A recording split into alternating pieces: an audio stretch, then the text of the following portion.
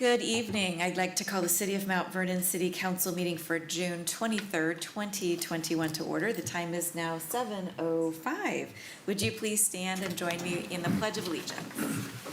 I pledge allegiance to the flag of the United States of America and to the republic for which it stands, one nation, under God, indivisible, with liberty and justice for all.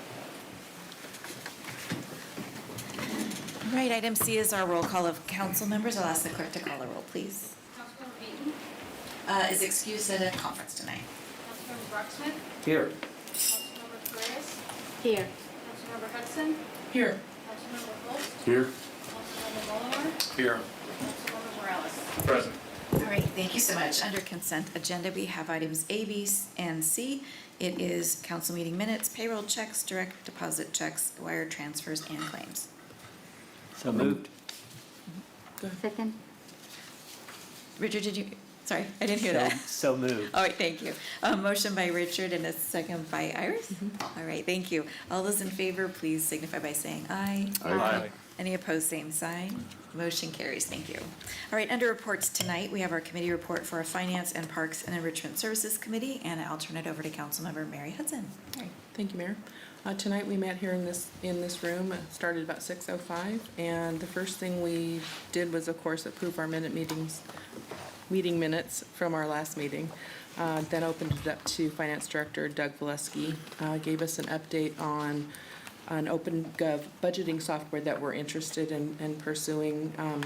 Will make our budgeting process much easier for our directors and for us, and reporting will be exponentially faster. So we're pretty excited. I think we're all on board that it's a well-needed update for us, and will make things much more transparent to our public and make it easier for all of our directors. They will be coming forward tonight with a contract ask for us. We also had a presentation about the what is being called the ARPA planning update, so it's American Recovery Plan Act. Sorry. We have already received $4.5 million. The city, or Jill and Doug, put a package together that talks about how we would like to proceed, how they would like us to consider proceeding with some of the expenditures. Talk about some collaboration projects with Skagit County and surrounding cities, so that we are using the proceeds in an efficient and non-duplicatory manner. Talked about some of the funding included was for the staff salary that's been devoted to COVID-19 pandemic effects, fiber optic systems, information services, support for the court system, human resources, communications to our residents. It was a very thorough presentation, and of course it's just at a discussion level with us right now, so we're going to move that forward soon. Doug lightly touched on the revenue updates for the city, and everything is looking really wonderful. Our sales tax is at 50% of our budgeted annual amount, which is pretty extraordinary when you think about that. We're still in a pandemic and are coming out of it, which is wonderful. So that's good news for our community, that things are starting to move well. Next, we had a director's, Jennifer Berner, our director of Parks and Enrichment, gave an update on the 25th Street Playground installation. It's moving forward. They hope to have it done and ready to roll at the end of July. Dedication ceremony will be coordinated later, just so that we get it going and then we can have everybody come and visit. The 4th of July fireworks show will be at Edgewater Park. Starts at 8, opens at 8, I guess.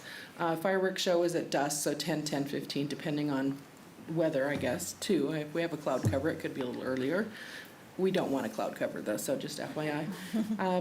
We are embarking in a pretty strong media campaign, informing people of the event, how to celebrate safely and legally if you're celebrating at home. Remember, in the city of Mount Vernon, if it goes up or blows up, it's not legal. And that's why we put on a really fabulous show, so that you can come and enjoy it safely. Recreation update, we have 257 youth enrolled in our sports camps, which is really fantastic.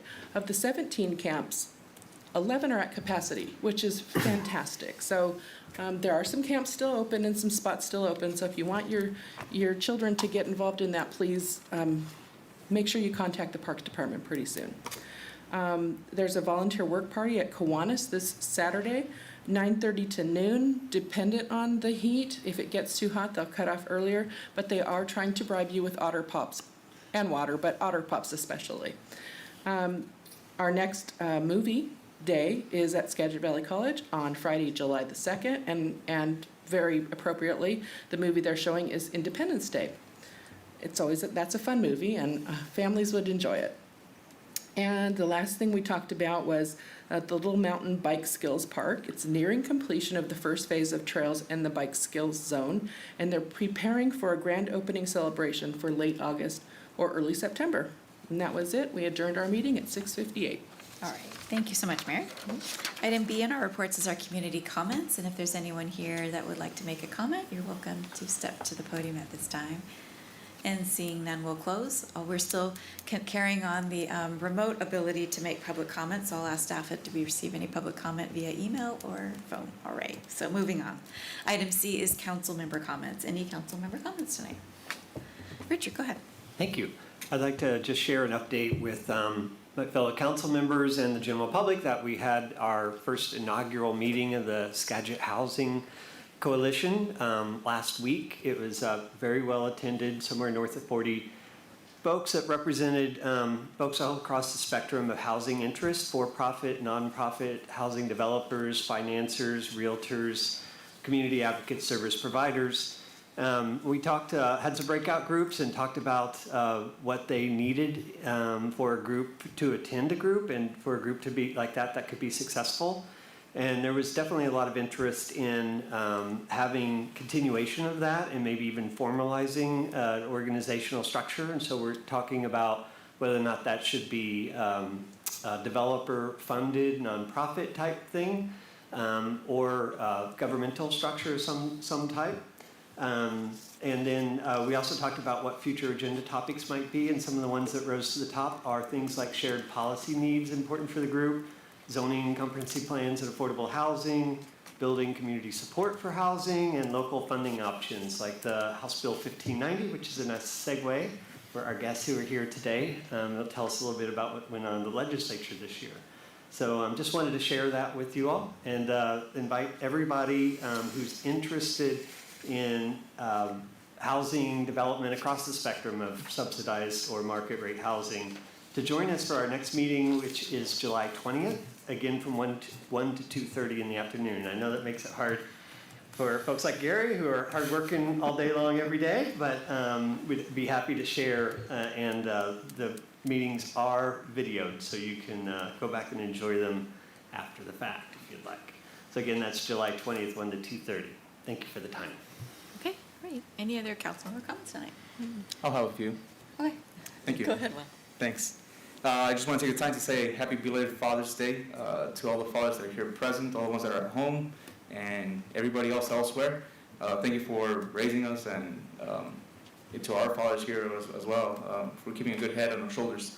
Also, I do want to say thank you to the Mount Vernon Fire Department for personally inviting me out to the live fire training with West Coast Fire on June 12th. With personal and sincere knowledge, I can say that it takes substantial courage to do what these women and men do.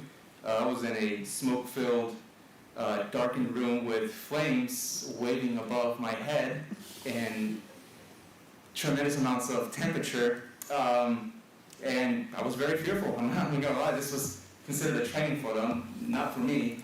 And so I can personally say that it just takes a lot of courage. I'm sincerely thankful for everything that they do. And especially thankful to the ECHO team that took care of me. That consisted of Gideon, Brian, Matt from the fire department, making sure that I didn't come out harmed. So thank you for that. Also, lastly, a belated congratulations to the 2021 graduating class of Skagit Valley College when they had their commencement ceremony this past Friday. I know these have been challenging times. And education alone is already challenging, so mixing the two In this combination, I know it takes a lot of perseverance and a lot of adversity to get through. So thank you all for that. Great, Yes. thanks, Bob. All right, any other council member comments? All right. I know Councilmember Beaton is at a conference out of town tonight, but I know she's watching on YouTube, so hey, Melissa. All right. All right. For mayor's report, just a few things to share with our community. Pop-up vaccination clinics are going to be in full swing. Skagit County Public Health is moving to that particular model. So you still have a week to get vaccinations at the fairgrounds, but after that, they're going to be out in the community really trying to get as many folks vaccinated as possible. One little tidbit that I learned today. So as of this weekend, the public health staff will have their first weekend off in over a year and a half, since March of 2020. They have been unbelievably committed, and they deserve all the credit for our community for doing so much, being one of the first communities in the state to set up testing sites at Skagit Valley College, and then having the vaccination sites. So can't say enough about how amazing those people are. So yay. So this is a call out to all of you. You know, right now, quite frankly, with the vaccination clinics that are around there, if you get COVID, it's kind of on you. So I'll just put it that way. If you need to look for more vaccination sites, SkagitCounty.net has a list of sites and pop-up clinics, and also the vaccine locator from DOH, from the state, can find any provider. So whether you're a family physician or a pharmacy, they're available to you. So please take advantage of vaccination. All right. Mary, thank you for segueing into our 4th of July. Again, park opens at 8 p.m. for parking, and then the fireworks start around 10. Please celebrate safely and celebrate legally. The next slide tells a little bit about our fireworks. So in the city of Mount Vernon, our fireworks stands will be opening on June 28th. Every firework that is sold at a stand within the city limits of Mount Vernon is legal to be discharged within the city of Mount Vernon for the 4th of July between noon and midnight. If you choose to go outside the city and purchase fireworks, not everything that is out there is going to be legal to bring into the city. That includes M80s, things that blow up, things that go up into the sky. It is rude, and it is not good for your community, your environment, for veterans, seniors, pets, just people who don't need explosives going off in their neighborhoods. So I say this kind of very strongly every year, but follow the law, celebrate safely, care for your neighbors, and still have a good time. So there you go. Fireworks stands are going to be at the Hagen and Safeway parking lots and the Walmart too. So, all right. Going on to item E is committee agenda requests. Any committee agenda requests? We didn't really have any discussion in committee about that. All right. Moving on. So we have no unfinished business tonight. Item A under new business is a legislative update. I'll ask Peter Donovan to do some introduction. I also have a few more things to say before. All right. Thank you, Mayor. Good evening, Council. Tonight, Council is going to hear from 2 of our 40th District delegates. As you know, the City of Mount Vernon is a part of both the 10th Legislative District and the 40th. Tonight, Senator Liz Lovelet and Representative Alex Rammel will discuss the 2021 legislative session with City Councils. Senator Liz Lovelet serves the 40th Legislative District as a member of the Washington State Senate. She was appointed to office in 2019 and was elected to the same office in November of 2020. Senator Lovelet was the Vice Chair of the Environment, Energy, and Technology Committee, and has also served on the Housing and Local Government Committee, as well as the Transportation Committee.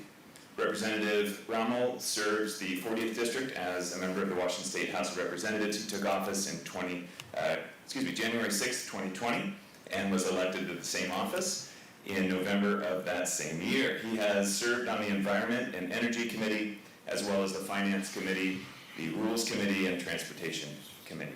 So on behalf of City Council of Mount Vernon, I'd like to welcome both our representative and our senator here tonight.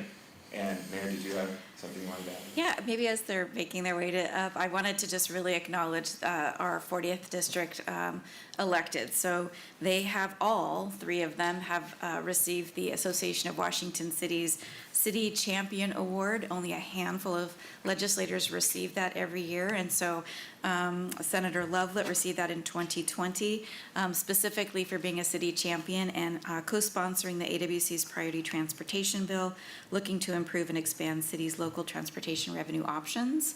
So she's also a prior city council member, which has an amazing perspective. So we absolutely are thrilled to have her representing us. And then Representative Rammel this year in 2021 received the AWC City Champion Award for working hard to accommodate city perspectives and improve housing policy for the state. So we're thrilled to have them here tonight. For our public that may be watching, this is the very first time that elected state representatives have come to City Council to have a proactive and discussion with us. And so we're thrilled that they asked to do this, and we welcome them tonight. So please step to the podium. Thank you so much. Thank you. All right. Well, hello, everybody, for such a warm welcome and introduction. I'm so thrilled to be here with you all tonight, and it is in no small part because of my experience as a city council member that I am driven to do the work that I do at the legislature.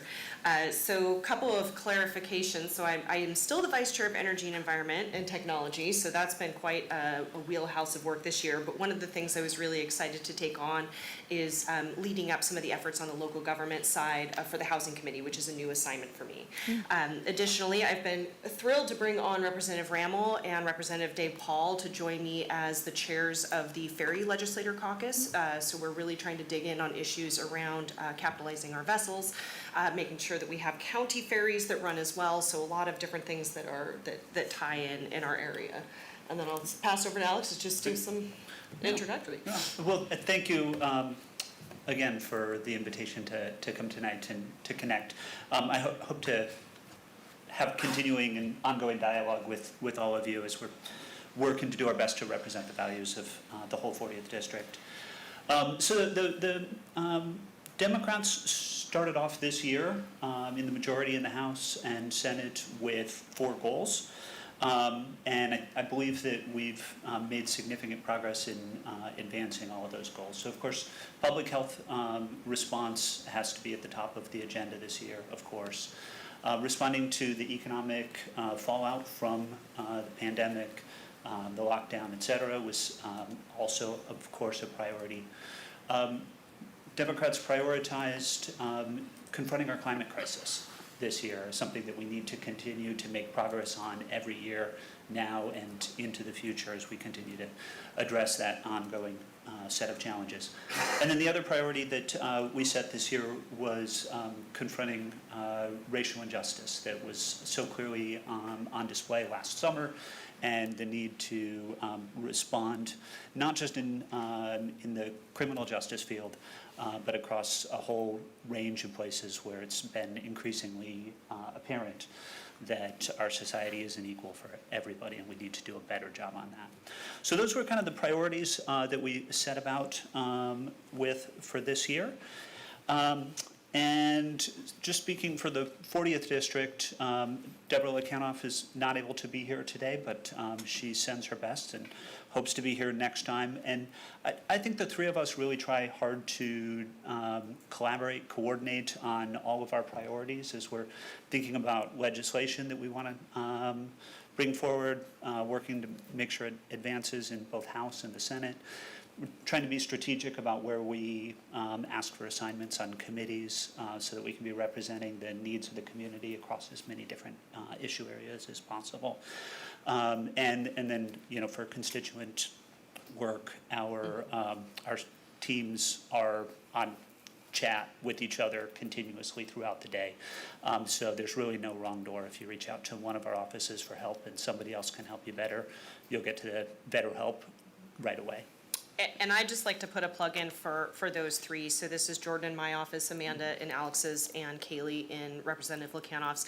And they were able to elevate hundreds of unemployment claims that were unresolved at the beginning of the pandemic. Some of the challenges in the application process, or maybe it got stalled out because the department was quite overwhelmed with cases, as you can imagine.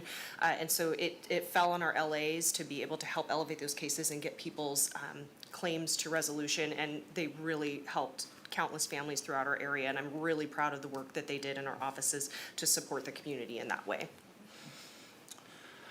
So I thought I'd just run through a handful of sort of issue areas and give the briefest of overviews on some of those topics, and then we'll hang out for questions as long as you want to ask, and as long as you have time for.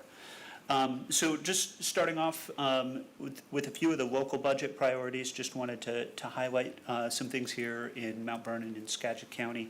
One of the top priorities for Skagit County was funding for what they're calling Phase 3, the housing to go with the Digwalik Treatment, Recovery and Wellness Center.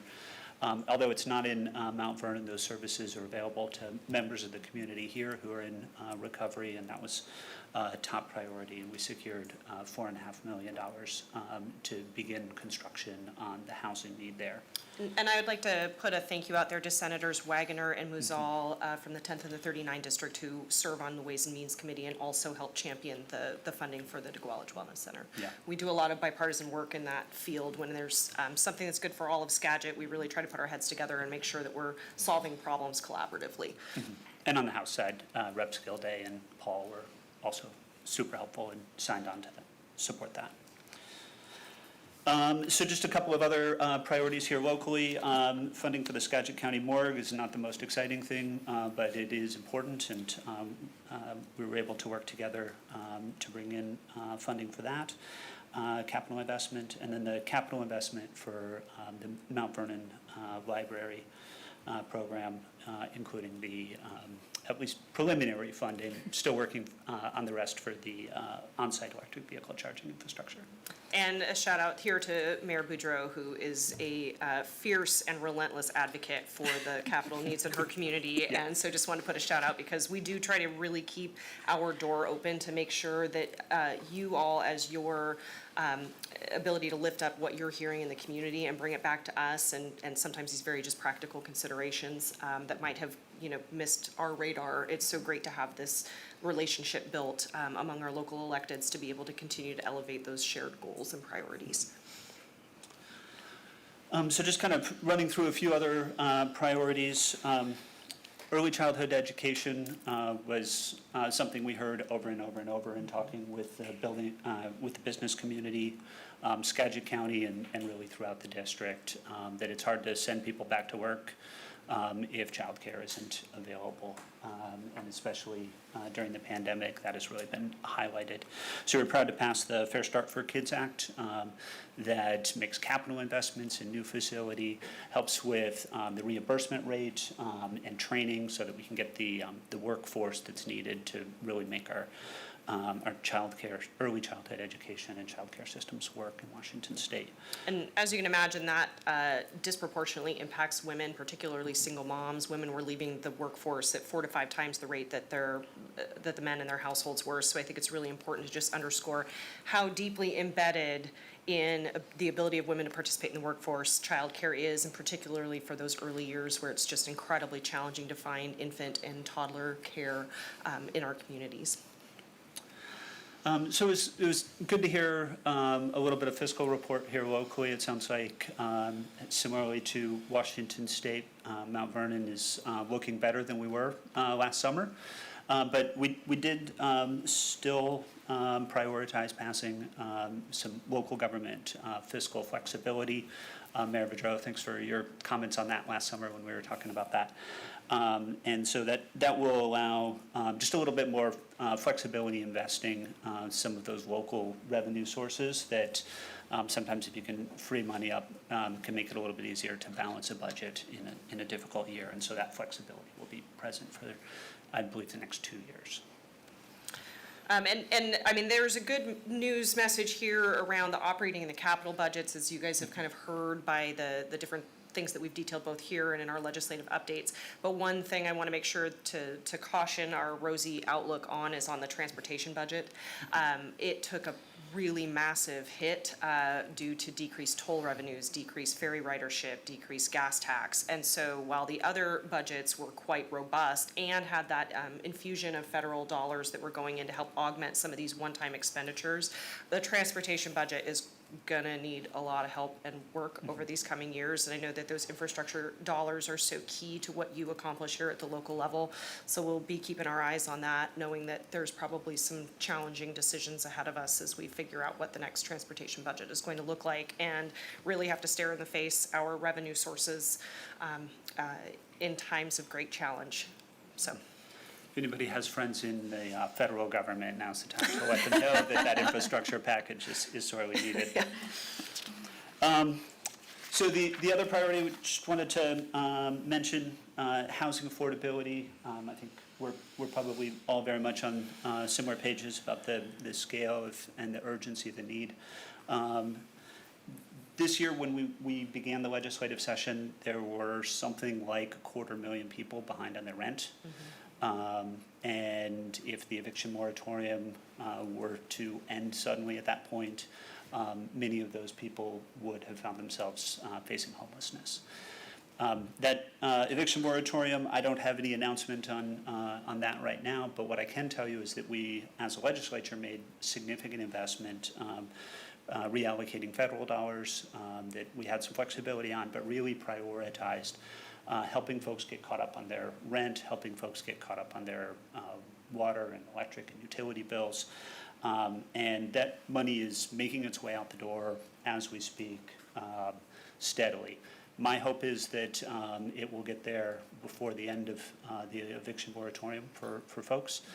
That's a decision that will be announced, I believe, in the next week or so.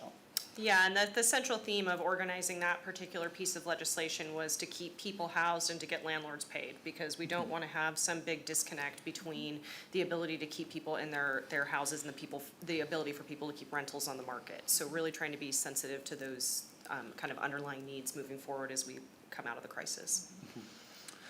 And then the other thing I just wanted to highlight for you all today, and this may relate back to that AWC conversation. Work closely with them on the multifamily tax exemption. This is a program that a number of cities around the state have implemented. It had some concerns, some flaws, some ways that we could improve it and optimize it. We worked hard to make many of those changes this year, including creating a new program that allows that exemption to last a little bit longer. But with the 20-year exemption, we think we can, instead of asking for temporary reduced rents for a portion of the homes, we could be looking at permanently affordable home ownership opportunities. So imagine condominiums with community land trust or a limited equity co-op model. I'm really excited about this idea. If any of you are excited about this idea, I would love to sit down and talk about what that opportunity could look like in this community. Yeah, it's been so great to have Alex come in with his expertise in the affordable housing arena and, trying to work on bicameral policy positions to help move the needle. I mean, one of the challenges that we have in land use and housing, broadly speaking, is trying to find out how we can have statewide regulatory frameworks and mechanisms and enough local flexibility to be able to observe the on-the-ground realities, and that's often very challenging, especially when you're trying to legislate across a whole state that has very different on-the-ground circumstances, east of the mountains versus west of the mountains. So really some thoughtful leadership happening in that space to try to make sure that we are not defeating our affordable housing goals by trying to achieve other things in that area. And I think that there will be some ongoing efforts. I know if Representative Lukanoff was here, she would talk a bit about the GMA reform bill that she had that had to do with prioritizing salmon restoration habitat into the GMA, and an additional bill that came up from the House that had to do with incorporating the GMA into the climate change element of comprehensive plans. So moving forward, those bills will come back. They worked very closely with AWC and the Association of Counties to really try to figure out how to make those work within the purview of those planning processes, but also to have something that was going to be reasonable to implement. And so there was a lot of coordination between the two chambers and the different stakeholders to try to bring that bill to the finish line. So that will come back up again next year if you have any thoughts as, you know, people who do deal with land use. And then the additional housing bill that I want to highlight is one that I did that has to do with creating a tax incentive for the development of community-based farm worker housing. So I'm hoping that that is something we can utilize here in the Skagit to make sure that we have quality, affordable housing for our domestic farm worker folks that are in our communities, and hopefully that'll get utilized. And with that, I also joined a couple of new committees, which I'm excited about. So, because, you know, if you want something done, ask a busy person. So I joined the JLARC committee, which is the Joint Legislative Audit and Review Committee. So sometimes we have a bill and we think it's going to work one way. Well, then we have to come back and have a study to find out how it actually did work and monitor it. So JLARC is the committee that does those studies, monitoring, et cetera. So I'm really excited to be able to have the opportunity to interface with some of those budget provisos. Where do they go at the end of session? And have the ability to have some influence there. And then I was just recently appointed to the Skagit Task Force on Water Supply, so I'll be working with Senator Wagner and Representative Lekanoff on kind of the watershed-wide issues in the Skagit, and additionally join the Council of State Governments for Agriculture and Infrastructure. So if any of those subjects are of interest to you and you have things you want me to elevate in those spaces, please reach out. And then I guess last thing I'll mention before we turn it over for questions and discussion. There's a lot of work taken in criminal justice reform this last year. And really want to thank you, Mayor Boudreau and Police Chief Kamick, for all of the work that you've done to make sure we were getting feedback as the process was moving along, and subsequently, and our intention is 100% to make sure we continue that dialogue. I think this is a midpoint in this conversation. I don't think it's the end. It's not the beginning, though, either. And so I think, as I understand it, you had a presentation a couple of weeks ago about some of that legislation. Happy to try and respond to questions folks have. But one thing I just wanted to make sure and highlight, because I think we're all very attenuated to the concern about unfunded mandates. The legislature has allocated funding to help local governments with implementation of these policies. For cities, I think it's $20 million, and that's going to be prorated based on population. And my understanding is that the treasurer is going to be sort of announcing that allocation in the next week or two. So that will be forthcoming and hopefully will help with some of the implementation challenges that you all were discussing. And I think with that, that's everything important on the list, and happy to just turn it over to whatever you're interested to talk about. Great, okay. So I'll ask council if they've got anything specific. If you want to chime in, I'll call on Mark first. Councilmember Holtz. So I'm just real curious. We all know that there's a kind of mental health crisis within our community. And I know the legislature's been busy and they've been allocating funds for a lot of different things, especially during the pandemic. But moving forward, with the limitation that law enforcement is going to have with the mentally ill and those that are most vulnerable in our community, is there any plan with the legislature to put in some funding to help with those with mental disabilities? Any permanent supportive housing programs? Anything where we can help those folks get off the street, get the treatments they need, and give them some stability? Yeah, I mean, that is certainly a focus that was highlighted and certainly underscored with the pandemic was, we can't just throw people in congregate shelters because that's unhealthy and unsafe. There weren't necessarily places for people to go. And then, people who were already on the margins economically being pushed into a new state of crisis and uncertainty.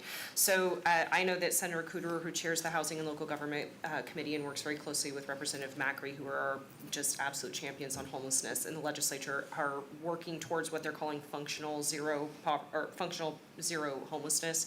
So the idea being that if we can have more permanent supportive housing units, or also some of these kind of transitional housing units like they have in Walla Walla, et cetera, so that we have places for people to be where we can then provide services. Because one of the biggest challenges is really meeting people where they are, and especially if they're mentally ill, like going through the crucible of applying for services and trying to figure out how to even access some of that is so incredibly challenging. So I see there being a lot of collaboration between the state and the local agencies in delivering some of those services. And we put, I think, the biggest investment into the Housing Finance Commission and the Housing Trust Fund than ever before. And part of that was specifically to start deploying permanent supportive housing units out into our communities.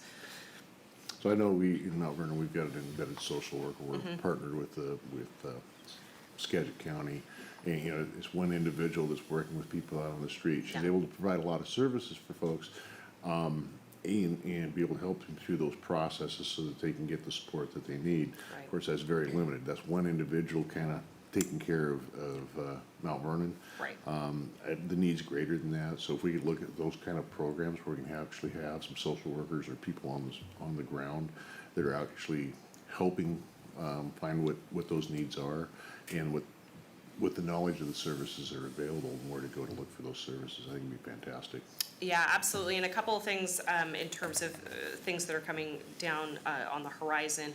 One, we passed a monumental bill this year about initiating a 988 number. So if you're having a mental health crisis, instead of calling 911, you call this diversion number, and the idea is that we're going to start deploying social workers out into our communities to be able to respond to those calls and have a network built up.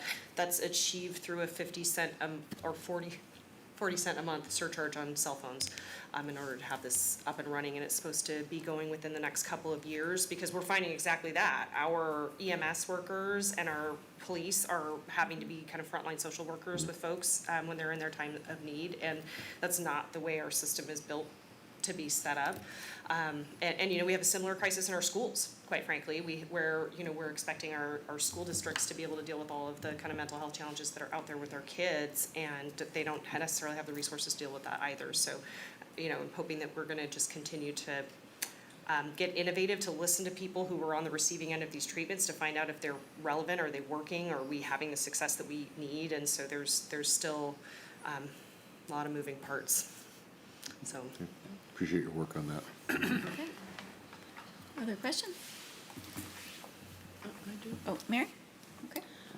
First of all, I would like to thank you for coming today, and a shout out to your staffs too. They are fantastic, and I never have a problem getting hold of them or getting a conversation going, so I'm very thankful for that. And I know you had a lot on your plate this year, I realize that.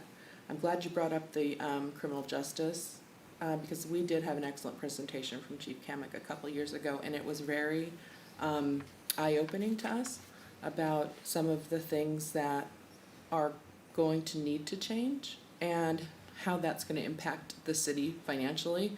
The money that is set aside is not anywhere near what we need to do this, and that would be, that's fully funded by taxes, and nobody likes to raise their taxes, and if so I really am thankful that the conversation is going forward, because we know that it needs tweaking, and I'm appreciative of that you realize that, so I'll say that for now. I do have one more thing, though. I had a constituent talk to me today about the Washington State Long-Term Care Act and the tax, and it's extremely frustrating that, say, who can retire within the next 10 years, would be paying into this but would never be able to use it. So is there any discussion moving forward about tweaks to this act, or is this kind of set in stone? I think there need to be some options of opting out, because there are a lot of people that are on the lower end of the pay spectrum, that this is going to be a hit to them, and I'm not comfortable with that personally. So I would really like to know where you are going with or thinking about that. I guess I'd just start. I think the Long-Term Care Act was passed before either of us was in the legislature. I think it was in 2019, I think. Okay. Yeah. But I'm less familiar with it than with some of the stuff we've done more recently. But certainly you're not the only one sort of raising questions, because it has taken this long for the rules to be written and for it to go into effect, and so it's just kind of coming up now. I think the answer is yes. There's always going to be discussion about tweaking and improving new programs, and Washington State is the first state that has taken this step. In general, I will tell you, I think it's a good idea. It's important. It's one of the biggest and most expensive unfunded pieces of our healthcare system. And for so many people, that long-term care is just something that your only choice is to go into bankruptcy in order to get the federal support for it. And so I think it's something that we need to do.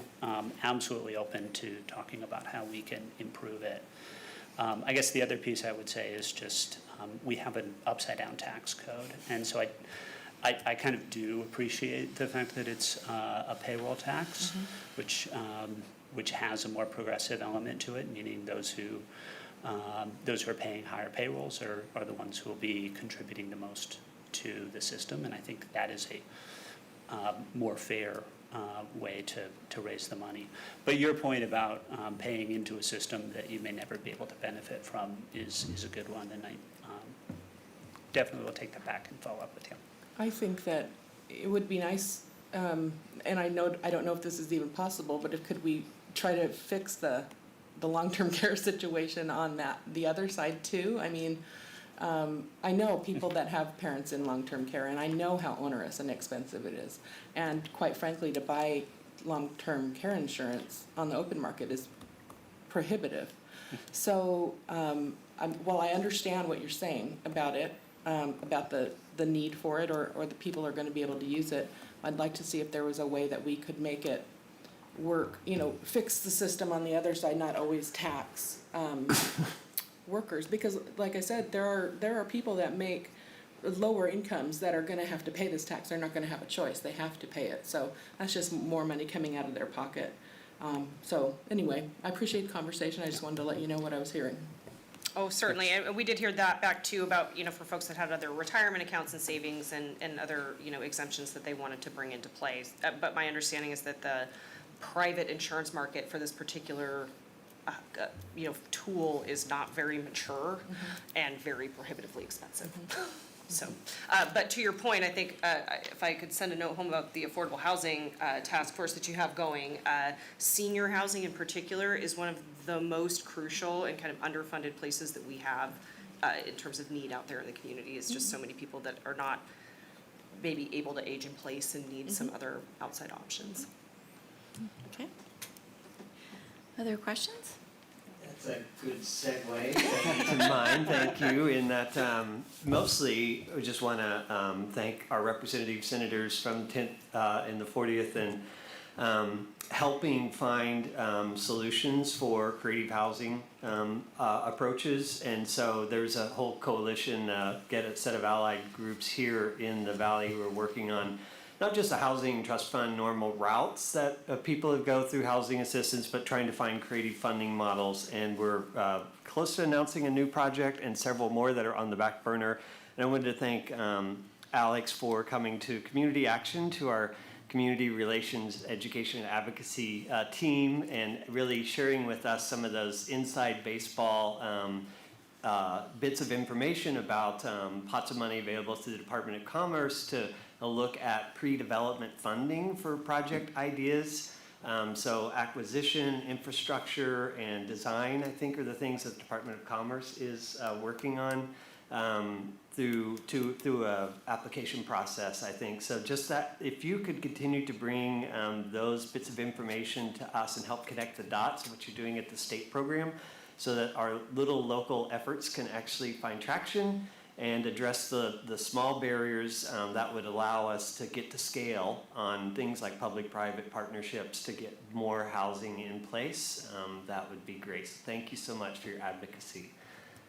Yeah, and that's a great point about just, there's so many different little pools of money around the state to apply in different ways. Department of Commerce has so many different funding categories that once you start digging in on the agency, you realize, oh, they do that, and oh, they do that too. Or the Recreation and Conservation Office. I know that the city of Anacortes has been really aggressive in looking for grants to help fund some of their parks projects. And so those are other ways that we can work together, because then we can advocate for budget requests that come out of other places in the budget that aren't specifically like a member ask, like what we do for the DeGuy Wallach Center or something along those lines. So we're always, our staff is really well-versed in a lot of those. So we're always happy to help, liaison between our offices. Yeah, just put a real fine point on that. As Richard found out, it's not me that knows all of the answers on those things. All we have is, well, maybe Liz has more, but I have a Rolodex and a list of folks to call for those kinds of things. And so not just on housing, but on other issues that any of you may be sort of digging into. If you think the state may be able to help support the work that you're doing, give us a call. We're here to help. We want to do that. So please do reach out. Iris, go ahead.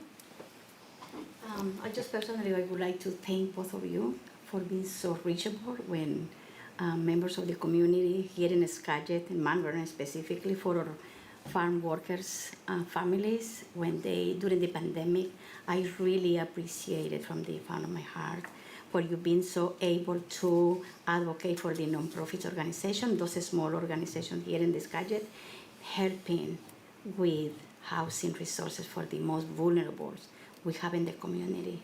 Thank you, Liz and Alex, to be just amazing to be there and advocating for our district here.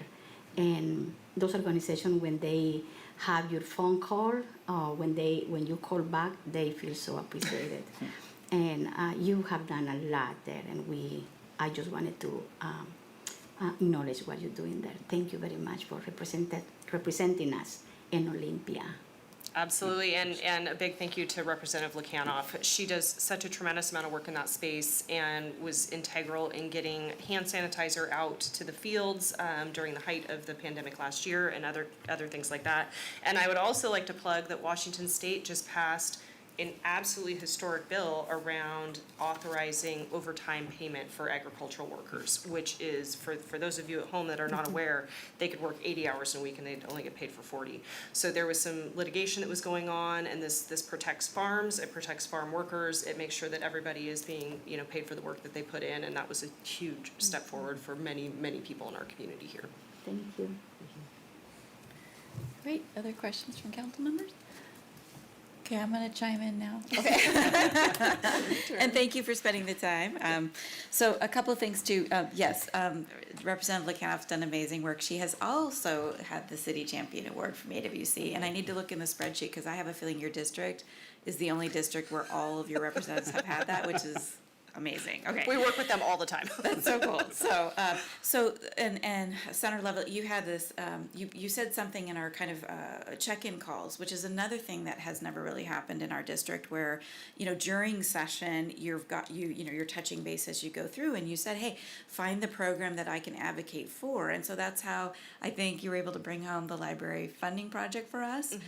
Was for us to be able to point out, hey, it's not funded quite enough, and then all of a sudden, so that's so appreciated, a $2 million, coming home. And then Representative Lukanoff at $250,000 for our library commons EV charging, and I know you guys are all so supportive of that, so thank you for that. I feel like there's that element that you're listening and then you're taking action, and it's like a trust there, and so that is really appreciated. And so around that, I'm going to talk about public safety because you've heard from me on that. I want to thank you for listening to us on that. It felt like there was a momentum in Olympia with a one-sided sort of perspective, and not that that wasn't an important perspective, but I think the way that to move forward and to have a lasting reconciliation in this space is to have both sides respected and implemented together. And so that's what I want to just offer for you as we prepare for next year already, whereas, we're here to help implementation hit to the meaning of what the legislation was intended for. And I think that's where we're struggling right now, is some of the legislation that's out, the implementation is really confusing and faltering and maybe not hitting what the intent was. So we want to be here to be a resource for you to have that feedback.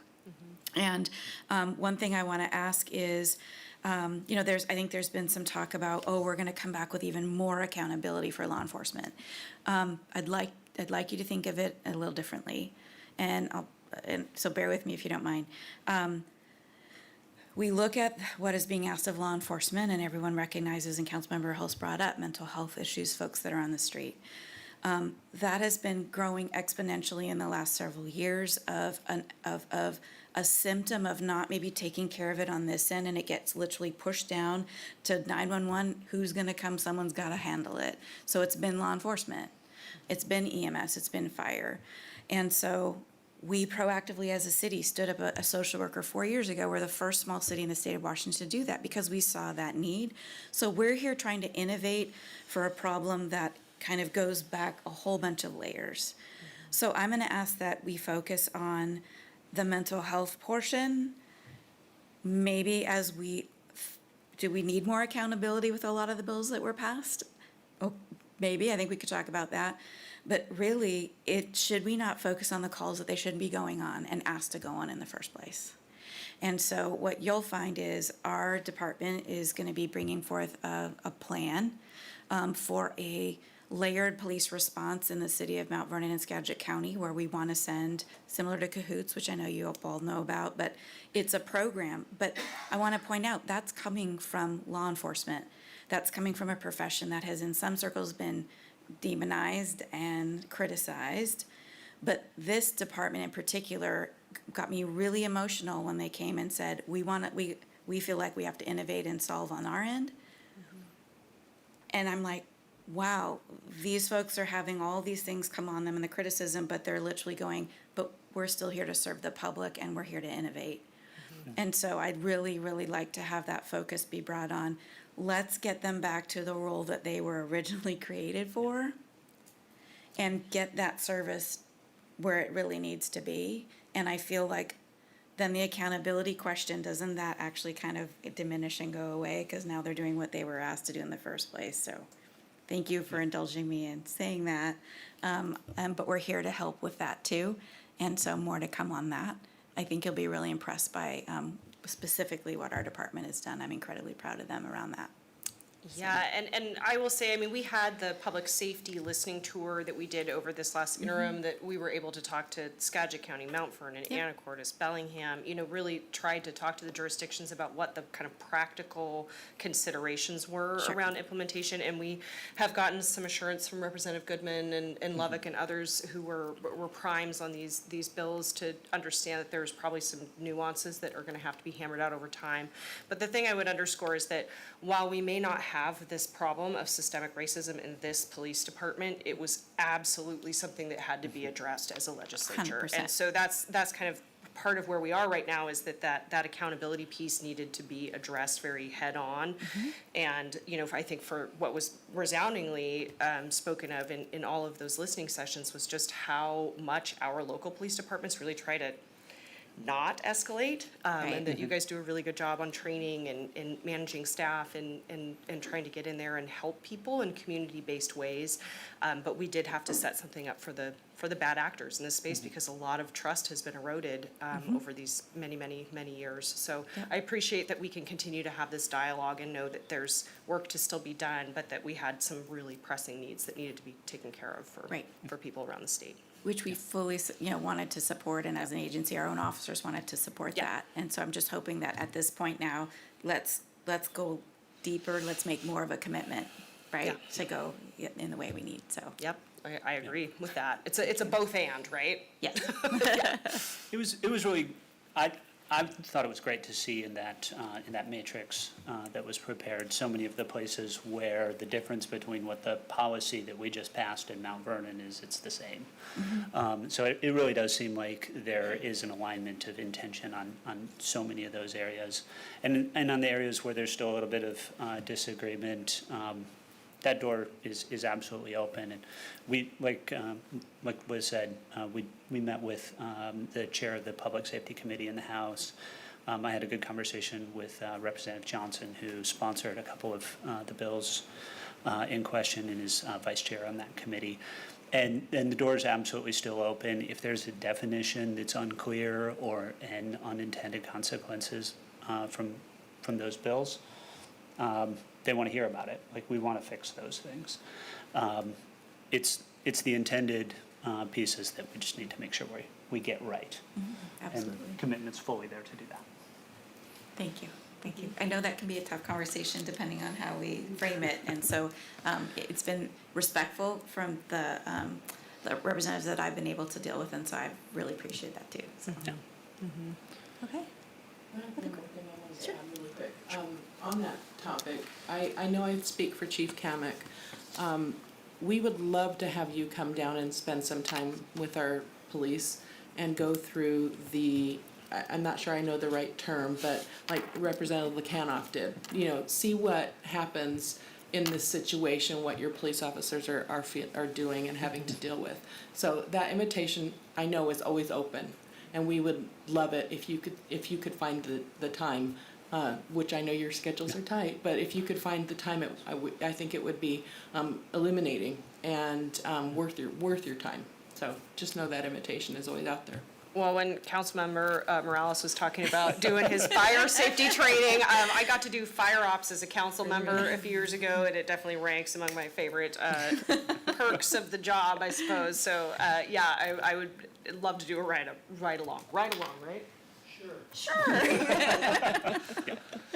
Thank you. Okay. And for the sake of time, I just want to say I grew up with everything Jill talked about there with criminal justice. So we'll leave it at that. Well, 10 minutes and turned into a lot more time, but we so appreciate it, and thank you so much, and for the availability. I think all council now feels that they know either we've met in person at this point, and you have your contact information, so. Yeah, absolutely. Again, thank you so much for the time tonight. Yeah, and interim is a great time to dig in on these things, because once we get to session, it just gets to this fever pitch. And so, things that especially require a little more depth and clarity, those are great things for us to be talking about over the course of this coming 6 months. Perfect. Yep. Okay. Yeah. All right. Well, Thanks thank again. you so much. Yeah, it's great to see you. Thank you. All right. Moving on with our next agenda item, it's agenda item B, which is the approval of an IAFF local 1983 Battalion Chiefs Collective Bargaining Agreement. So HR Director Erin Cater is here. Erin. Good evening. I'm here tonight to recommend that the council authorize the mayor to sign the 2021 IAFF BC Battalion Chief contract. It's a one-year contract. As you recall, the BCs is a small group. It's just 4 employees. It's 1 year. We've got a 3.25% pay increase. We've cleaned up some language in terms of vacation for the fire prevention chief. And we've also changed the way that we're going to calculate longevity, which will provide us savings to the city to kind of offset that 3.25%. Any questions? All right, any questions for Erin? Council approve the collective bargaining agreement with the battalion chiefs. All right, motion by Mark and a second by Juan. All those in favor say aye. Aye. Opposed, Thank same you. sign. Motion carries. Thank Thank you. you. Thank you, Erin. Item C tonight is the approval of an interlocal agreement with Skagit County for community court. And Peter Donovan is here. Peter. Thank you, Mayor. Hello again, Council. Community court exists as a way to help address the underlying causes of criminal behavior. It recognizes that the traditional means of handling low-level misdemeanor charges has often been ineffective in preventing recidivism, especially in relation to offenders experiencing poverty, homelessness, and addiction. Community court allows its participants to be connected to services that can help provide accountability and to help them get back on the right path, which has been proven to reduce repeat offenses associated with the cyclical nature of traditional criminal justice responses in many of these cases. The agreement before you tonight is with Skagit County. The county is providing community court services for cities in Skagit County, in this case for all of 2021 and 2022. The rate for the city of Mount Vernon is approximately $16,000 annually, and staff is recommending that council authorize the mayor to enter into this 2-year agreement with Skagit County for community court services. All right, questions for Peter on this one? If there are no questions, Okay. I motion that council authorize the mayor to enter into this 2-year agreement with Skagit County for community court services. Second. All right, motion by Juan and a second by Gary. And can I just note for the Oh, record? sure, comment. That this is a great financial investment in our future, and I'm really impressed with the contract that you negotiated. I'm not sure how we're getting all those services for so cheap, but really supportive. So thank you to the mayor and to staff for working on this. Sure. All right, thank you. There's a motion and a second. All those in favor, please say aye. Aye. Aye. Any opposed, same sign. Motion carries. Thank you. Right, thank you, Peter.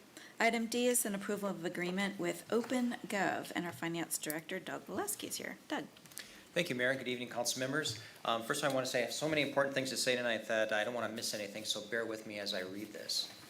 So staff is requesting tonight that City Council authorize the mayor to execute an agreement for implementation of a new budgeting and financial reporting software system from OpenGov. Currently, the City of Mount Vernon's budget process is completely dependent on Excel spreadsheets and Word documents, and is a manual, labor-intensive, and time-consuming, non-electronic, paper-based process.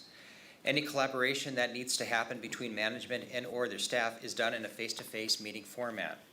During the recent COVID-19 pandemic, it had become very clear that the city needs a comprehensive web-based solution to replace this arduous budget process. Most employees were required to work from home, and additional hardware and software purchases have been made to allow as many employees to work remotely as possible. Our current budgeting process does not allow online submission, electronic review, or remote approval. To solve this dilemma, financial staff reviewed what software will solve this problem to allow electronic budget submission, conduct electronic review, and accept online changes, as well as provide a tool to present better information and access to City Council and the citizens of Mount Vernon. After researching and demonstrations with various software companies, city staff has identified OpenGov as the preferred vendor to provide a modern cloud financial suite. OpenGov has an excellent reputation and is the only vendor that provides an entirely web-based product designed exclusively for government that will allow us to better manage the effects of events like the COVID-19 pandemic, improve our citizen engagement, provide increased transparency, and enhance our customer service experience. The OpenGov budgeting and planning suite is the only integrated cloud solution for operating budget development, capital and workforce planning, and online budget book creation. This multi-tenant software as a service solution connects stakeholders to the budget process, engages them from real-time feedback, accurately forecasts personnel costs, and integrates with the city's current financial system, resulting in improved outcomes, enhanced internal efficiencies, and more time for strategic planning. The integrated suite aggregates and synchronizes financial and non-financial data, providing a means of storing informational documentation pertinent to the budget. The product streamlines and transforms the budget process from the initial stages of planning and personnel forecasting on through final publication, while enabling collaboration throughout. The OpenGov reporting and transparency platform simplifies and streamlines the collection, analysis, and communication of complex information. This solution reduces manual reporting, data scrubbing, and formatting by providing an on-demand access to dynamic interactive reports and dashboards. Simple self-service tools empower anyone with access to the platform to perform analysis without burdening technical teams, making it easier to discover trends, provide historic context, and find anomalies quickly. The total cost for this fixed fee 5-year software as a service contract is $42,343 per year and a $48,840 one-time implementation fee for a 5-year total of $260,555. The price is lower compared to NASPO Washington State contract, which the city could also utilize to purchase this software. Staff proposes utilizing the coronavirus state and local fiscal recovery funds to upgrade our budget process to use this electronic software that will also allow transparency. This expense meets the criteria of using these funds, since the purchase and integration of OpenGov's budget and planning suite software, which is a cloud-based budgeting transparency software, mitigates employee exposure to events like COVID-19 by providing a software solution that establishes a telework infrastructure, council access, and provides a tool for better communication and public access to the final budget. It allows staff to submit budgets remotely and minimizes physical contact. In your packets today, also included is a services agreement and the OpenGov order form, but there's also a more detailed couple documents, the OpenGov statement of work and detailed project plan letter and proposal for your review. So with that, staff is requesting that City Council authorize the mayor to execute an agreement for implementation of a new budgeting and financial reporting system with OpenGov for a fixed fee 5-year software as a service contract of $42,343 per year and a $48,840 one-time implementation fee for a 5-year total of $260,555. All right, that was a lot. That's a lot. All right, Thanks questions for from, bearing with me. questions from council for Doug? So I think Doug's done a good job of doing the research on this, and we've had a couple of meetings where we've discussed this. I think the bottom line, I mean, you said a whole lot, and you gave us a whole lot of reasons, but really the bottom line on this is what we've got is antiquated and outdated. It's at the end of its life. It costs about $36,000 a year now. At minimum, yes. And this is about $42,000 a year, so it's about a $6,000 a year difference. And the efficiency that we're gonna gain just by having the new software is gonna offset that cost of $6,000. So really, this is a no-brainer. I completely agree, Councilmember Holst. And I think the general public will be particularly interested too, because it's just going to be so much more visible and accessible to and easier for us to coordinate. So fantastic. Thank you. Thank you, Councilmember.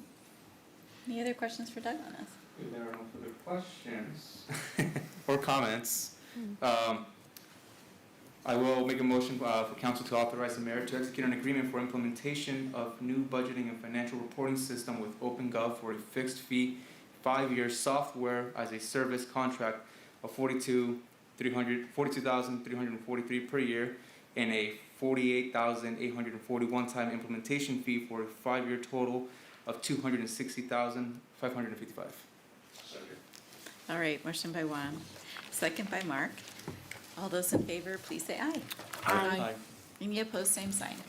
Motion carries. Thank you. Thank you so much, council. This will Thank be you. huge help for our finance department. So, all right, item E tonight. It is a public hearing for the 2022 to 2027 6-year Transportation Improvement Program, sometimes referred to as the TIP. And our city engineer, Bill Bullock, is here to present this particular item. So I'll turn it over to Bill.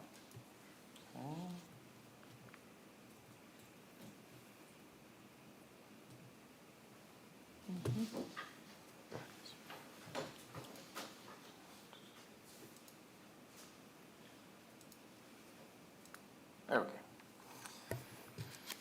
So good evening, Council and Mayor. So this gets us back onto the annual cycle for approving TIPs. So this is now the 2027 TIP. And something we handed out, I think most of you probably got this document, some of you got it today, but this is a reference document for the 6-year TIP that gives what I call project pages. And it gives you a page that they're meant to look at open space. So you'll have a project page that tells you information and data about a project on top and the financial forecast on the bottom for each project. So it just, again, gives you that reference information so you can understand stuff and ask some questions. So what I'm going to do today in the presentation, so it's very similar to what you saw 2 months ago. We have had changes in the 6-year TIP within 2 months, which is a little different, but we've had some funding opportunities come up, which has changed priorities a bit. And what I'm going to mainly our program purpose, of course, for the 6-year TIP is to lay out a 6-year plan for the projects. TIP amendments may occur within the year, throughout the year, that we can bring forward to the council if a new opportunity comes up and we need to add a project to the 6-year TIP before next year. It also coordinates our regional projects, and it is also with those regional projects get loaded up into the regional TIP, and that's what allows us to gain state and federal dollars for various projects. And then we also show support for projects in other jurisdictions, like potentially county projects that may marry up to ours, as well as state projects on the state highway system. So here's a list of what the projects are in the TIP. The slides we're going to have today are in bold and underlined, and they're mainly involved with the changes to the 6 years since from the one you saw 2 months ago. And so what we have, the first one is our Library Commons project for those elements to support the regional transportation needs, mainly the park and ride support for Skagit Station and the EV vehicle pieces. But nothing's really changed from that at this point, other than we've been able to gain some additional dollars towards that 15 million that's being represented here. And we'll continue working on funding the rest of that throughout the year. Hogue Road, LaVenture Road intersection improvements. Really, we haven't had any changes in this since we last presented it, but this is a TIB grant we got just this last August and September for $1.3 million to going forward with this project. We do have a council item on this a little bit later, and we're getting ready to begin design, and then with the anticipation of constructing this project next year. So College Way separated rail crossing, again, this was a project we've added to our TIP mainly to see if we can take advantage of some earmark funding if it becomes available and the transportation bill is passed. And this is the concept of this project is to separate that crossing, have College Way go underneath the railway so we can eliminate the whole crossing arm piece, and we will see if that comes to the surface. So in the minor intersection improvement enhancements, again, this is the same project from last couple months ago, but it's just kind of in the order that we need to. This is a local road safety plan project that came out of that plan I developed last year and primarily to improve 3 intersections. And most of the funding is going to go towards improving the bulb out. It's at Second and Gates, which typically gets hit, how can I say? We basically have a channelization issue there where there are times where people find it hard to get over enough not to run over the curb, and it creates some issues. So we're going to fix that. And that will also be designed in-house. So Riverside Drive improvements too. So we have 2 projects on Riverside Drive that basically do the same thing, but we phased them to make them more affordable. And so the north end is basically going to go first, which is the 2 part. But we were able to get the preliminary engineering dollars awarded to us through SCOG as a federal grant just a month ago, I think. Is that about right, Mayor? Wasn't it Yeah, just 2 in weeks beginning ago? of June, I think. So It was yeah. like 2 weeks ago. 2 weeks ago. Okay, so it's a really new funding opportunity. So this will let us go forward with the PE. The timeline on this right now is my best guess because those funds haven't been allocated for time, but certainly it'll break loose within the next 1 to 4 years. And I suspect just because we got that $348,000, we'll probably, it's small enough that we can chink in and then get this design shovel ready and then apply for the construction dollars. So I'm pretty excited about this. This project undergrounds the utilities, replaces the west side sidewalk, makes ADA improvements, spot improvements to the east side sidewalk, rehabilitates the pavement, and then eliminates some legacy site distance issues we have on the road. So it'll be a very good facelift and upgrade to this section of main arterial through our commercial center. And then the other project does the same thing from College Way to Fur. Riverside River Dike Trail System. I do actually have a coordination meeting at Dike 1's district meeting on Thursday, but they have some additional plans that they would like to dovetail with us, but they seem favorable to this at this point. And this is a project that's been on our TIP since 2002, or CIP since 2002. And so basically adds a 10-foot wide paved bicycle pedestrian trail on top of the dike from Division Street to the city limits, which is about where I think is the Department of Ecology river access. It's not a boat ramp, but it gives access to the river. And then 30th Street improvements. So we have 3 projects that we were able to get on the contingency list on SCOG for just the PE dollars only. And what this does is allows us, as we have obligation gaps from time to time within Skagit Council of Governments, we go through this set of strategies to fill that gap, which is one of the ways Freeway Drive construction project got advanced from 2023 to this year. And so having projects on the contingency list allows them to get funded if there's an opportunity to fund them without going through another application process. So the preliminary engineering for the 30th Street improvements is one of those. And this is a project where we get occasional flooding on 30th Street that's about 2 feet deep in the road. So we got several things we're doing here. One will be extending the bike ped path on the side of Bakerview Park all the way to College Way as a way to accommodate the bicycles on this park, because we don't have room for bike lanes. So I'm going to accommodate them on the east side, and then a sidewalk on the west side all the way up that will connect College Way on the west side to excuse me, to Colshan Trail. This picture is right in front of Colshan Trail on the picture there. And then it rehabilitates the pavement as well. And it also does a fish passage improvement at the culverts at the creek because they're steel, and I'm sure they're beginning to rust out in the bottom. So it does several things, and this will get it started if we can get the PE dollars for that. This is Riverside Drive Improvements Project number 1. This is on the south side from College Way to Fur, basically undergrounding utilities, improving the sidewalk, and rehabilitating the pavement through the southern half of our commercial district. And this is also on the contingency list for PE only, to get that started. Next time you drive down Riverside Drive, just notice it, and when you have like the poles in the middle of the sidewalk, Right. it would be amazing to have this project done, so. And If you look imagine for it, you'll be like, oh. black, smooth pavement with no potholes. Be nice. And then 15th Street sidewalk improvements, this is the last project that got put on the contingency list.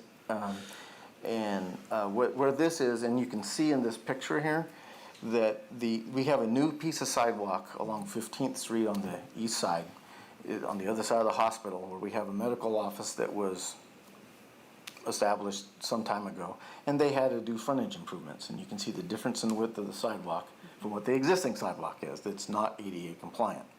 And so this would establish an ADA compliant sidewalk with ADA ramps for the whole length of 15th Street in front of where the hospital is. And this also has been on our tip for some time. But other than that, it's a pretty straightforward project. And so those are the changes to the 6-year tip that we've added or made changes in priority since we brought the 2021-2026 tip to you 2 months ago. And so, any questions? Any questions for Bill on this? We do have a public hearing that we need to conduct, so any questions before that? I'd just say I think we've put a good program together here. I'm glad to see some of the sidewalk gap program still in place there. Do you ever want to talk about that? I got a couple areas that I've had a number of constituents talk about sidewalk gap. Maybe we could get some projects moving forward there, but overall, Yes, I think it's a great document. Thank you, sir. Okay, well, with that, we'll go ahead and open the public hearing regarding the adoption of the 2022 to 2027 6-year Transportation Improvement Program. Is there anyone that would like to speak? And seeing none, we'll close the public hearing. All right, if there's any other questions for Bill, remembering that all of these projects have been adopted in through our capital improvement plan, and it's just breaking them out from a separate transportation list, and this helps us with grants funding as well, so. I've got one question on a project pretty far down the list. It's been a concept for a while, the Skagit River pedestrian bridge. And maybe we could take this offline and have a planning conversation later. But that discussion we've had about standalone bridge as a concept vision versus a cantilevered pedestrian access along the Division Street Skagit River Bridge, and kind of having that dialogue again would be nice. How can we advance that with some grant funds to connect the two sides of the city and improve safety on there? That would be a conversation. My question becomes, just put that in the parking lot, about the, there's been some discussion about docks and access to Skagit river and better access there. And I'm just curious, is that a transportation issue, Mayor, or to our professional here, or is that To my understanding, that's not a transportation issue. So it would, CIP but not TIP thing? right, and so Bill can correct me if I'm wrong. So that would come probably out of more of a parks CIP item, which I think it's actually in there. But it also, the funding for that, the permitting for that goes really beyond the city reach. And so it gets really complicated when we're talking about touching the water. So we'll actually have more dialogue on that with the CIP, because we might even recommend that we take that out of our our CIP, but we'll have more dialogue on I it. had some out of the box ideas, and so I just wondered if maybe we could package all that into a conversation at a later date. So it doesn't sound particularly relevant to here, so I just wanted to bring those topics up for the parking lot. I think when you're talking about the dock, originally when we were doing the flood wall, there was conversation about having a dock on the river for people to be able to boat up to and then access downtown. I believe we ran into a problem with the Department of Ecology and FEMA, and they wouldn't allow us to do that. So that's where that dock kind of went awry. We ran into some federal complications with that, and that's why it's never matured. Yeah, I'm familiar with the regulatory protections on the river, and but there may be some ideas there. So, interesting concept. And you're gonna sense a theme about economic development for me in coming months. So, I'll just leave it at that. I have one question on the Gary. Blackburn Road extension. Now, isn't that spurred on by development, not? Correct. Okay, so it's not like we're gonna put, Right, no, but it's something certainly we support, and part of having that type of a thing in the 6-year when it becomes a developer agreement. Okay. And a developer effort. So if you looked on that page, okay, you'll see that the funding source is solely and under the line item for partner contribution / other. okay, And so meant that's, to represent that Gotcha. that's the developer building the project.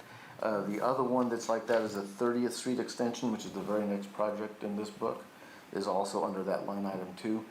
That project, when that hobby farm develops someday, that would be a connection that makes a 4-way intersection with 30th Street, Blackburn, and Little Mountain Road.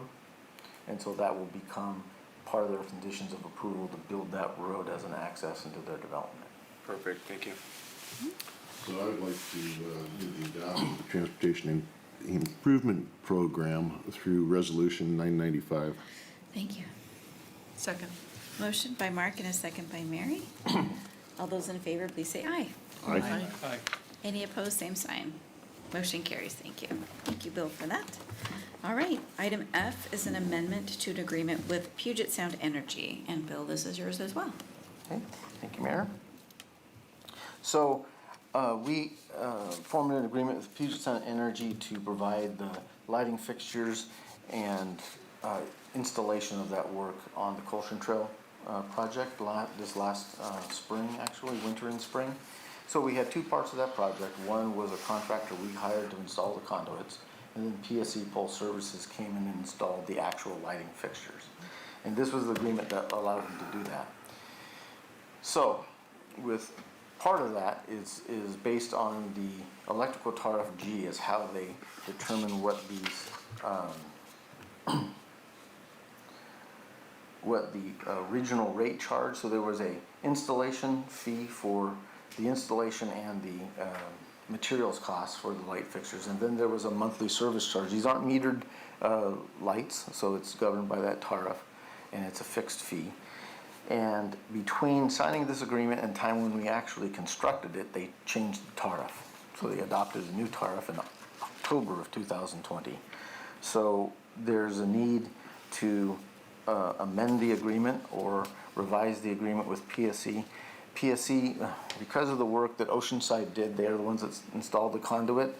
They did a particularly good job, which allowed PSE to actually save about $12,000 or $5,000 in costs in their installation from their first estimate. So that's why some of these red lines lower their initial installation cost and then lower the value of the system because they were able to install it more efficiently and use less wire and some things like that. So it was great to get some of those cost savings. And then the calculation for the monthly fee is based on what that value is. And that, so last August, the facilities rate was 0.074 times the value of the system. And so now that changed to 0.136. It went up. The result of all of this is that we've already paid PSC for their services of $122,339.50 And now the monthly service charge is going to go up from the original quoted $122.90 a month to $187.78. And again, these are all governed by the tariff for the calculations. And but because that changed since between the agreement the city signed with PSC and when we actually put it into the ground, we need to amend this. Okay. Everyone Does follow that make sense? It's a good memo too. So, Okay, thank you. Any questions for Bill on this item? If there is no questions around, then I would like to move the approval and amendment to an agreement with Puget Sound Energy for the course and trail safety lighting project. All of us are going to be very protected and beneficial for all of us. All right. I'll go ahead and second that motion there. But before I do, and I already spoke with Mr. Bullock on this, on the memorandum that we got for this one, there was an error where an additional decimal was placed under the recommendation. So just recognizing that. And then after that, I will go ahead and second that motion. Perfect, Yeah. thank you. So a motion by Iris and a second by Juan. All those in favor, please say aye. Aye. Any opposed, same sign? Motion carries, thank you. All right, item G tonight is the approval of an agreement with Transpo Group. Bill, go ahead.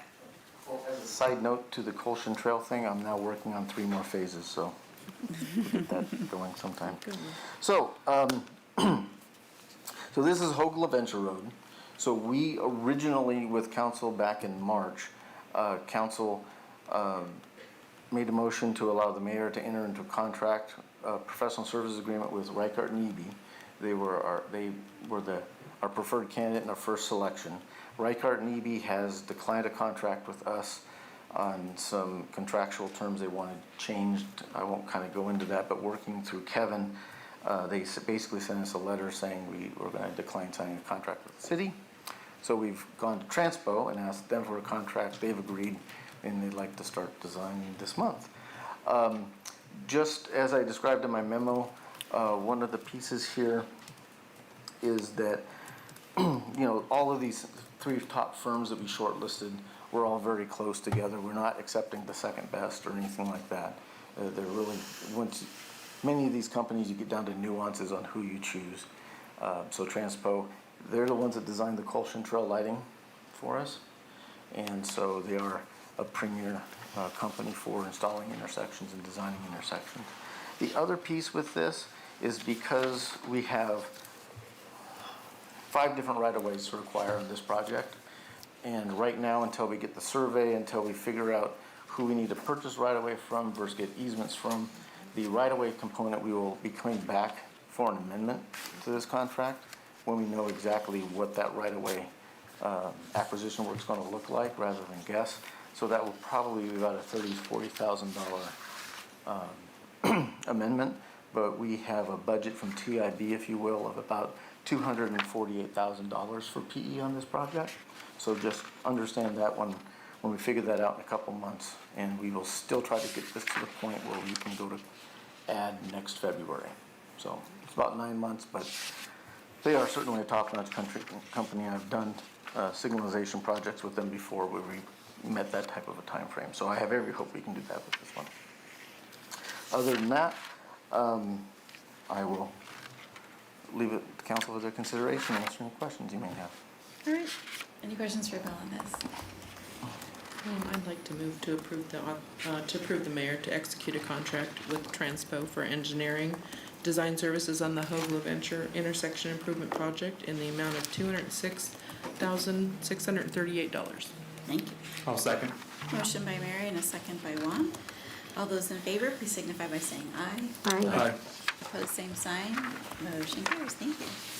All right, thank you, Bill. Item H tonight is the approval of an agreement with Brown and Caldwell Incorporated. So Blaine Chesterfield, our engineering manager from Public Works, is here for this item. Thank you, Mayor, City Council. As I mentioned in the Public Works Committee, I'd be back on the 23rd, and here I am with the Brown and Caldwell Professional Services Agreement. I'm going to read the recommended action for the record. Staff requests the City Council authorize the mayor to enter into a professional services agreement with Brown and Caldwell to support the city in continuing National Pollutant Discharge Elimination System, NPDES, Phase 2 Municipal Stormwater Permit Program implementation and development. The cost of the services for a 2-year agreement is for an amount not to exceed $185,325. I would like to point out that we've been with Brown Caldwell since 2007 when we first got a municipal stormwater permit. Over the years, I've tracked the cost of the agreement versus how much they've actually spent, and they've always underspent. I'm not going to try to predict that they will do that in this case, but the track record is that they generally do. So I appreciate that they try to cut costs and keep the contracts down. This is essentially for a 2-year agreement from July until April of 2023, so it's just shy of 2 years actually, but it's generally, I'm calling it a 2-year agreement. The work that they will work on is the NPDES compliance and support, stormwater management action planning, permit manual reissuance and support, and other permit support and project management work that they will help us with. A lion's share of that work is the stormwater management action plan, also called SMAP. It's a new term that Ecology came up with, which basically means basin planning. So that is the lion's share of the work that we're going to do on this particular contract. In fact, $116,000 of it is for that particular new requirement that we have under the permit. So. Okay. Any questions for Blaine on this item? I'm curious, how do you see the basin planning, the action plan proceeding? What's the stakeholder outreach process there? Yes, we will be, we have a team, interdisciplinary team that we will have that will help us work through some of the elements for this. And I am going to look at that. It's basically the assessment of the water bodies. I have it right here. The receiving water assessment that is due on 2022, March 2022. We have to get that to Ecology, and then we have receiving waters prioritization. So after we assess the water quality in each one of the receiving water bodies, then we have to prioritize which ones we want to do. And the stormwater management action plan will be in the basin that we consider a priority. So if you look at Culshan, Trumpeter, Maddox, it's probably going to be one of those big 3 basins, whichever one has the highest priority. Who are the stakeholders you'll consult in that process, and will it come back to council? Yes, as we go through that process, it will have to come back to council in order to adopt whichever basin and whatever recommended actions we'll have, which could be, retrofits to facilities, stormwater facilities. It could be education and outreach if there's particular problems within a basin. It could be low impact development recommendations.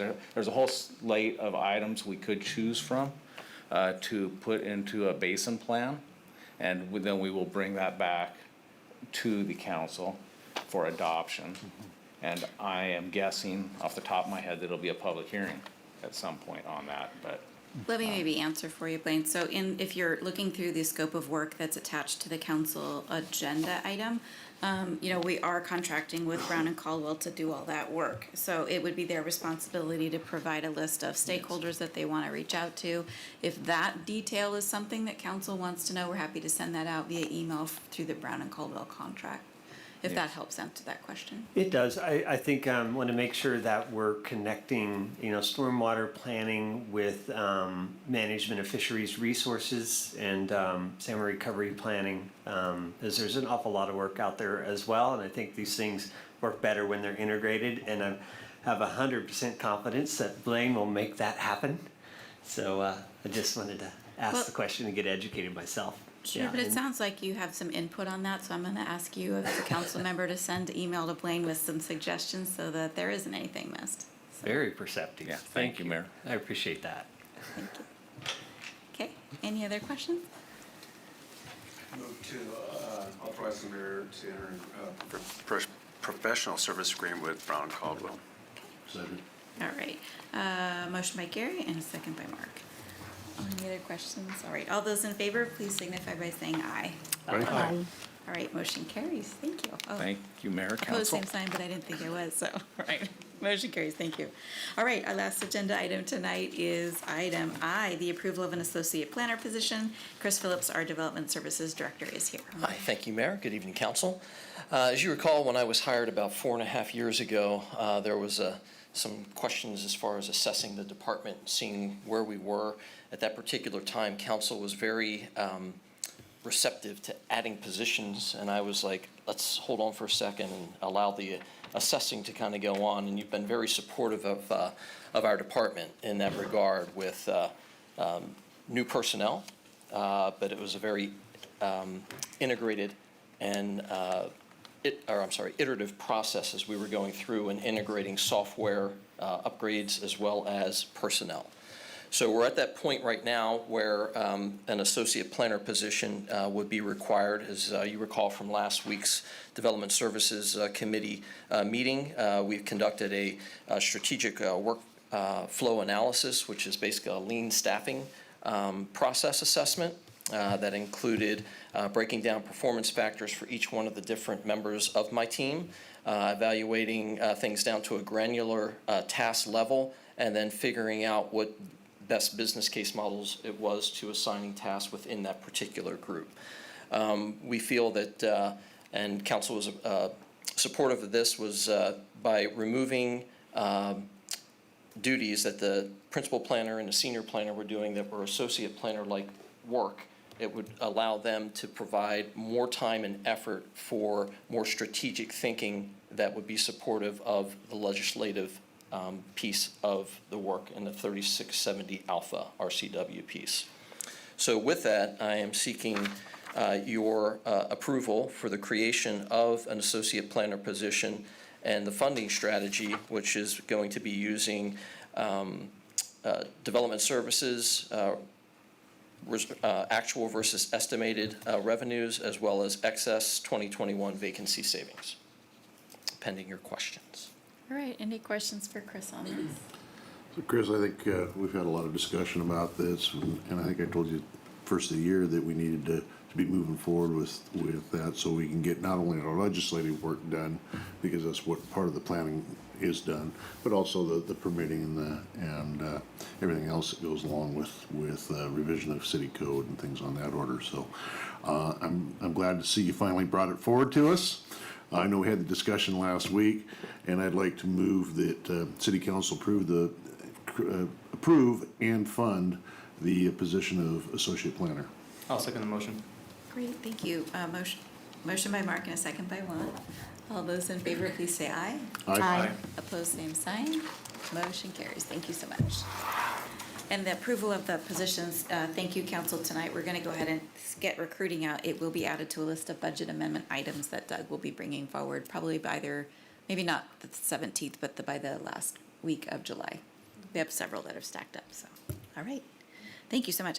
All right, we've completed our regularly scheduled agenda items. As Council may notice, our city attorney is not here. However, as mayor, I would invite you to an executive session for the purpose of consider the selection of a site or the acquisition of real estate by lease or purchase when public knowledge regarding such consideration would cause a likelihood of increased price according to RCW 42.30.110.